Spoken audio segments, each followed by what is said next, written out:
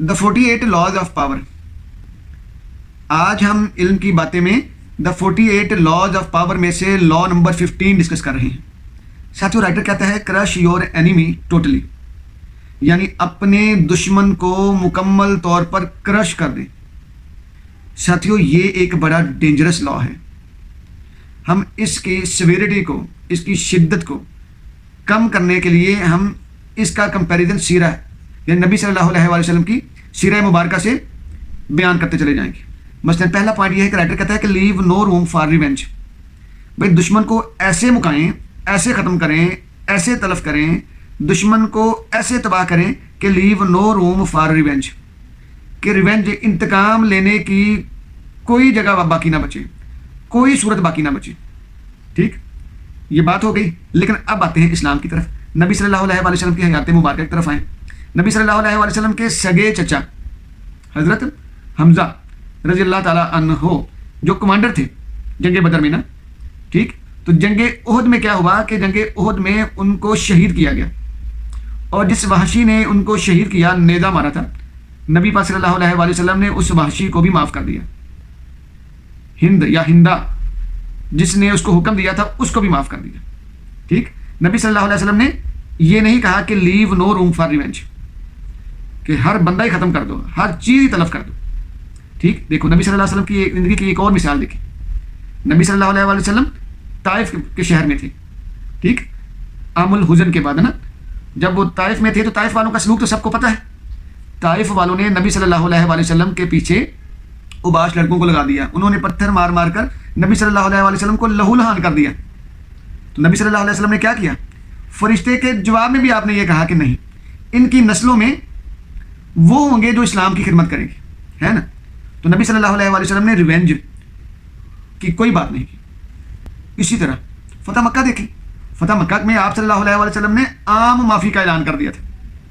تو یہ دیکھیں ساتھیوں، جو ٹرو ایسنس آف پاور ہے نا، اب ہمیں کمپیریزن سے پتہ چلے گا کہ وہ ٹرو پاور کیا شے ہے. اصل پاور کیا چیز ہوتی ہے؟ اصل پاور ہے دلوں پہ حکمرانی کرنا. اصل پاور ہے لوگوں کے دلوں پہ راج کرنا، سوچوں پہ راج کرنا. تو نبی صلی اللہ علیہ وسلم کے معاملات دیکھیں نا، تو آگے کہتا ہے کہ پارشل وکٹری از ڈینجرس. کہتا ہے جان لیں کہ جو آدھی اودھی وکٹری ہوتی ہے نا، یعنی پارشل وکٹری، کہتا ہے یہ ڈینجرس ہے.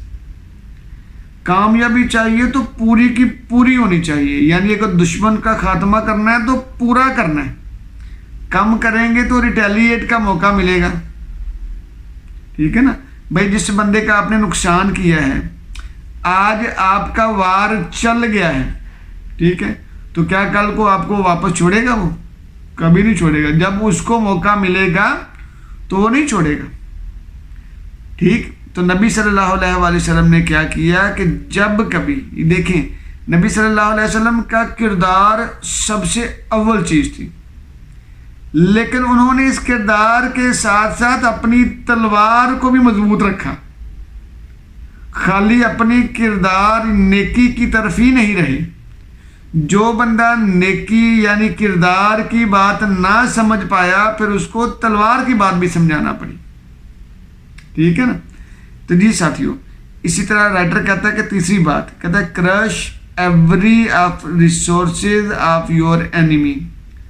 دشمن کو ختم کرنا ہے نا، تو دشمن کے حمایتیوں کو بھی ختم کرنا ہے، دشمن کے ریسورسز کو بھی ختم کرنا ہے، اس کے دوستوں کو بھی ختم کرنا ہے، یعنی دشمن سے جڑی ہوئی ہر چیز کا خاتمہ کرنا ہے. اتنا خطرناک بات ہے یہ. ٹھیک، تو رائٹر کہتا ہے کہ جب کبھی دشمن سے پالا پڑے اور اس کو ختم کرنے لگیں تو بھیا آپ نے اس کو ملیہ میٹ کر کے رکھ دینا.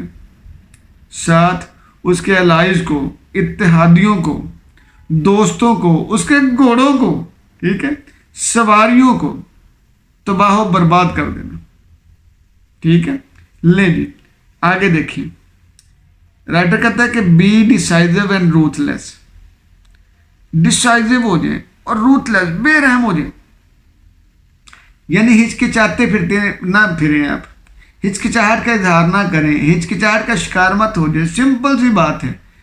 B firm, B clear, be confident. कहता कॉन्फिडेंट रहें, जो काम करना है उसको कर गुजरना है। डिसाइसिव रहें, और दुश्मन अगर आप हक पे हैं तो जाहिर बात है, आप हक पे हैं तो दुश्मन जो है हक से दूर है, वो जुल्म के साथ है, वो जालिम है, वो ना हक पे है, गैर हक पे है। ठीक है, आप अगर सच्चाई पे हैं तो वो बुराई पे है, आप अच्छाई पे हैं तो वो बुराई पे है, और जो बुराई पे है उसका खात्मा लाजमी है। तो कहता है कि B decisive and ruthless, decisive होके चले। ठीक, और नंबर 5, कंट्रोल द नैरेटिव। ये समझने वाली बात है। राइटर कहता है कि कंट्रोल द नैरेटिव, कुछ ऐसे नैरेटिव को बनाएं, यानी विक्ट्री के ऊपर ही ना रहें कि जी मैं जीत गया हूं। जीत क्या होती, ठीक है भाई, जीतने की बात नहीं, सिर्फ ऐसे जीतना है, ऐसे फतह हासिल करनी है, ऐसे दुश्मन को का खात्मा करना है कि आने वाले वक्तों में आपके सामने कोई और नया दुश्मन बन के सामने ना आए, कोई और आपकी अपोजिशन में ना आ सके।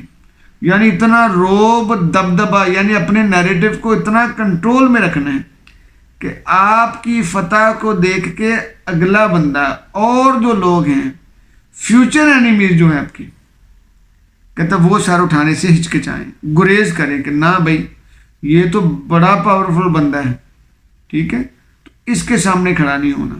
तो कहता है कि कंट्रोल द नैरेटिव। और आखिरी बात, राइटर कहता है कि डू नॉट शो मर्सी।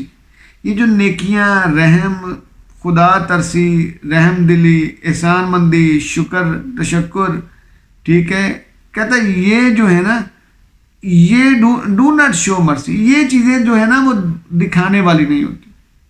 अगर आप रहम दिखाएंगे तो आप पर रहम नहीं किया जाएगा, ये दुनिया का रूल है। कहते हैं अपने दुश्मनों के ऊपर मैदान जंग में रहम नहीं करना, ठीक है। रहम वगैरह जो है वो आम अमन के ज़माने की चीज़ें हैं। जब दुश्मन दू बदू और आमने सामने है तो फिर भैया लड़ाई दू बदू है, आमने सामने है तो फिर रहम नहीं होना चाहिए। तो डोंट शो मर्सी। साथियों, ये जो मर्सी या रहम है ना, या टेक पिटी, सिंपति दिखाना, सिंपति का मुजाहरा करना, ये बहुत आलस है। लेकिन याद रखिएगा, मर्सी ये सारे उन लोगों के खेल बन के रह गए जो बेचारे कमज़ोर हैं, जो कमतर हैं, जिनके पास वसाइल कम है, जो फिजिकली वसाइल जिनके पास कम है, जिनके पास स्ट्रेंथ कम है, वो फिर ऐसी नेकियों के सहारे लेते हैं, वो किरदार की बातें करते हैं, वो अच्छाइयों की बातें करते हैं, वो मर्सी रहम की बातें करते हैं, ठीक है, असूलों की बातें करते हैं। भाई ताकत का असूल अपने होते हैं, ठीक है, ताकत होती है, वो अपने असूल खुद डिज़ाइन करती है। तो इसलिए राइटर कहता है कि डू नॉट शो मर्सी। ठीक जी साथियों, ये थी हमारी आज की इल्म की बातें। जी जज़ाकल्लाह।